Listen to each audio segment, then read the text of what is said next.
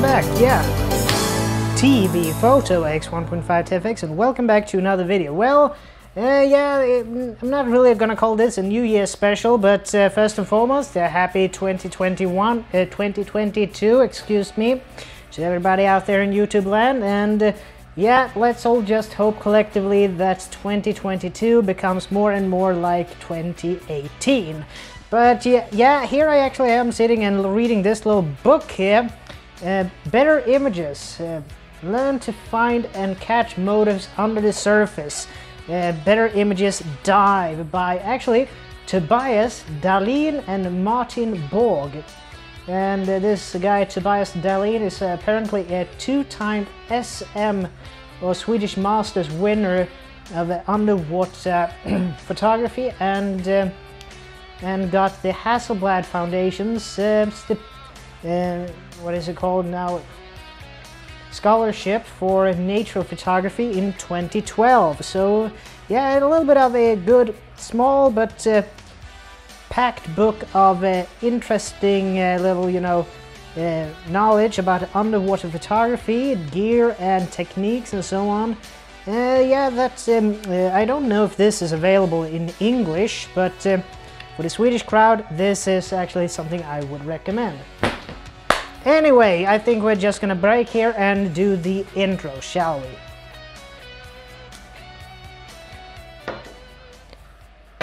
Yes, I would like to start by dedicating this episode to the late great Swedish photographer Lennart Nilsson for his groundbreaking medical photography, and also to the equally great Joe McNelly. Radiology, more than meets the eye.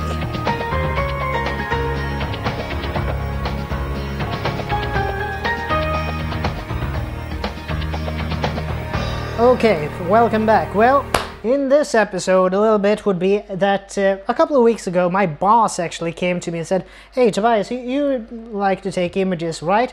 "Yeah, of course," I said. So, yeah, we're gonna put out a work ad, so we would need some images of your colleagues on the job, so to speak. So, would you mind take some images of your colleagues on the job so we can, show a little bit what we do in images and so on? So I jumped on that opportunity, and I actually loaded my, if you want to know, I bike to my job, so I go by bicycle, and I basically loaded that up to the brim with all types of photographic gear.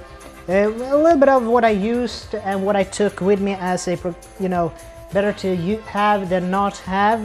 But anyway, yeah, let's go through a little bit quickly, shall we? Lens-wise, the one I used the most was actually this one, the 20 to 35mm f2.8D Nikon lens. This one was basically the workhorse because even though I used a full-frame camera in the form of the D700, I actually needed the wide angle in order to get the scene as I intended it to be. So that was a little bit of an interesting one. Secondly, I had the 35 to 70, also 2.8D version. This is an older push-pull version, but still takes great images in my opinion.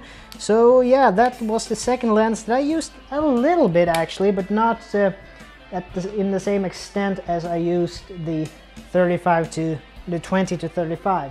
Also, for those close-up opportunities, I had the 60mm AF Micro Nikkor 60mm 2.8D version. Yeah, so this one actually I used in some images, and for you squeamish viewers out there, yeah, a little bit of a heads up for that one. And finally, if I were gonna do some portraits or something like that, I think I used it for one instant, but the 80 to 200mm f2.8D version, this is a workhorse of a lens. It has been made for a long time for a reason. It's brilliant. But anyway, those were a little bit of the lenses that I did use, but excuse me.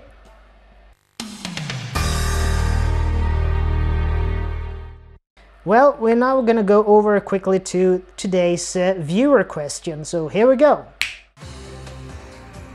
Yes, and today's viewer question is, are the 2020s going to spell the end for the DSLR camera as a concept and R&D?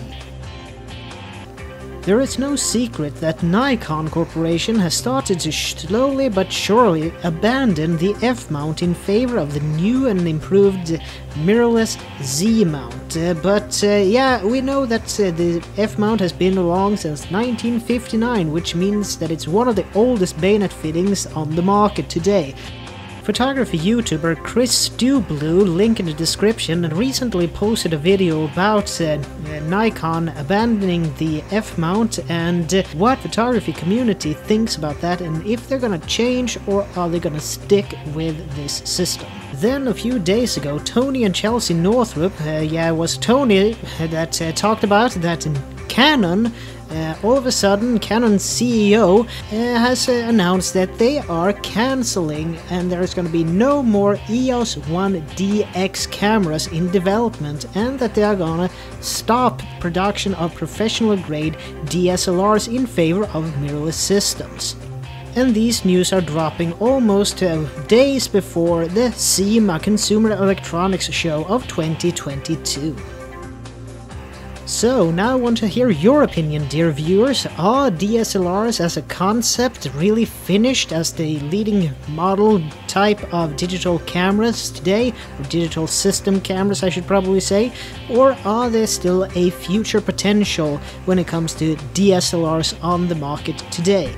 Well, in my personal experience, it seems like DSLR still leads the pack in two ways. The first one is the quicker autofocus than their mirrorless counterparts, and the second is battery life. But as stated, now I want to hear your take on this conundrum.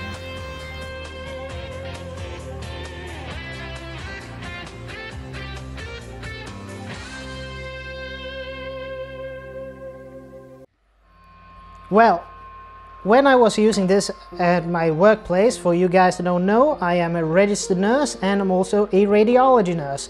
So for the moment being, I'm working at the radiology department at Uppsala Academic Hospital, or ACKIS as we call it here locally. But anyway, that means that the department I work for is basically a concrete box, and we only have fluorescent lights in the ceiling, so I needed to use flash in order to get to a exposure level where I could actually get proper images.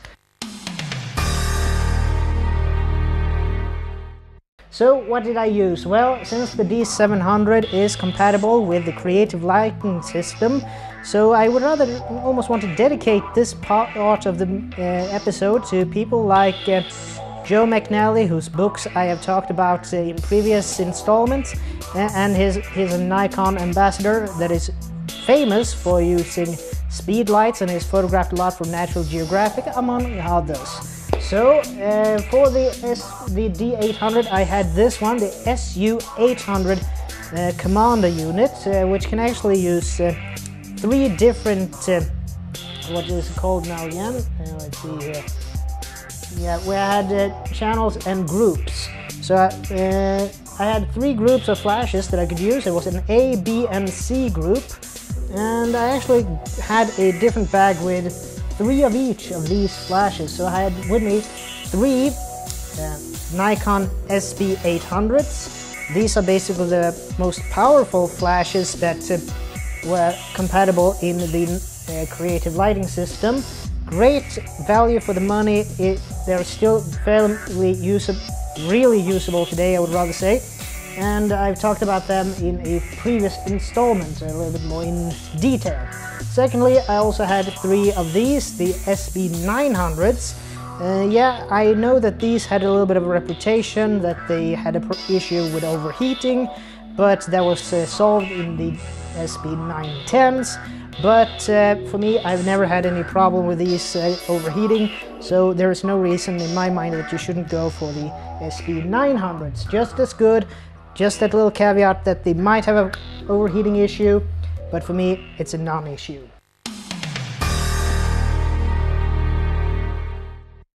And then I had some stands here for flash with a cold shoe in the front and this little hole here. And it's because I also had 3 types of umbrellas with me, and I think I've shown these in a previous installment. I'm not gonna take them out, but generally it is a white that is basically used as a soft box almost.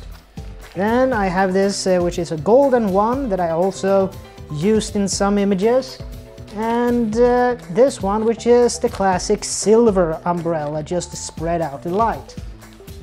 Also what I used was some tape, and I taped, whoa, I could have gone, that would have been cheap. Anyway, I used some tape and taped these old, what are they now? They are 77 millimeter filters for lenses. These were basically used mostly for black and white photography beforehand.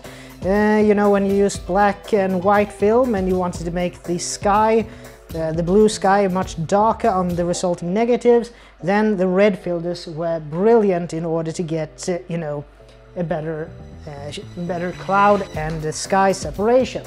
But they were also brilliant in order to tape just on the front of the speed lights in order to color the light, and that gave me some really great creative opportunities to get a mood in the images taken. But I think that this would be all for me for now, and yeah, I think we're gonna do like this. Yes, and so it begins with a little bit of warm-up images at one of our labs to get a feel for it, but anyway, I have to point out that all people figurating in these images are hospital staff and no personal information from any patient has been present in the making of these photographs, so that's a little bit of a need-to-know information from my part.